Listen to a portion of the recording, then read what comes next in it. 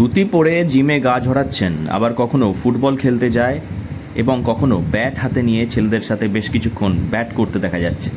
এমনই চিত্র দেখা গেছে বাঁকুড়ায়। বাঁকুড়ার বিষ্ণুপুর লোকসভার সাংসদ সৌমিত্র খাঁকে একেবারে অন্য রূপে দেখা গেল। ধুতি পরে সাংসদকে ক্লাবের মাঠেতে ক্রিকেট খেলতে দেখা যায়। পরনে ধুতি, হাতে ক্রিকেটের ব্যাট নিয়ে বেশ কিছু ছক্কাও হাঁকান ক্রিকেট খেলতে যাওয়া সৌমিত্র খাঁ। এক কথায় ধুতি পরে শরীরচর্চায় মাতলেন বিষ্ণুপুরের সাংসদ সৌমিত্র খাঁ। কতুলপুরে নতুনভাবে স্টেডিয়াম হচ্ছে বিবেকানন্দ স্পোর্টিং মাঠে, বিবেকানন্দ ক্লাবে। এখানে একটা নতুন স্টেডিয়াম আমি আমার সাংসদ তরফের দিকে প্রায় অনেক পরিমাণে টাকা দেবো এবং কেন্দ্র সরকার একটা প্রজেক্ট করার চেষ্টা করছি, যা কতুলপুরে একটা স্টেডিয়ামের দরকার। উল্লেখ্য, বিষ্ণুপুর লোকসভার বিজেপি সাংসদ সৌমিত্র খাঁ হঠাৎ করেই কতুলপুর বিবেকানন্দ মাঠে হাজির হয় এবং হাজির হয়ে বিবেকানন্দ ক্লাবের কর্মকর্তাদের সাথে বেশ কিছুক্ষণ কথা বলে বিবেকানন্দ ক্লাবের মাঠে স্টেডিয়াম করার প্রতিশ্রুতি দেন। তিনি বলেন,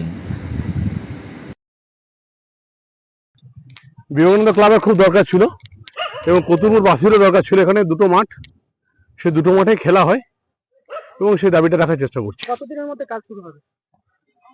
আমি গ্র্যান্ড করব এপ্রিলের শেষ দিকে, এবার ধরুন মে, জুন, জুলাই, এই 3 মাস পরে হবে। বেশ কিছুক্ষণ বিবেকানন্দ মাঠে ক্লাবের কর্মকর্তাদের সাথে কথা বলে স্টেডিয়াম কিভাবে করতে হবে সেই বিষয়ে আলোচনা করেন। সাংসদ বিবেকানন্দ মাঠটি ঘুরে পরিদর্শন করেন, কিভাবে স্টেডিয়াম করলে ভালো হবে তা খতিয়ে দেখেন। এই বিষয়ে যথেষ্ট খুশি স্টেডিয়ামের কর্মকর্তারা। তবে এই মাঠে স্টেডিয়াম হবে শুনে খুবই খুশি ক্লাব কর্তৃপক্ষরা। তারা বলেন যে তাদের দীর্ঘদিনের আশা ছিল কতুলপুরবাসীর জন্য একটি কতুলপুরে স্টেডিয়াম হোক। সেই আশা পূরণ করতে চলেছে সাংসদ, এতেই তারা খুশি। বাঁকুড়া থেকে নীলাঞ্জন ব্যানার্জির রিপোর্ট, লোকাল 18 বাংলা।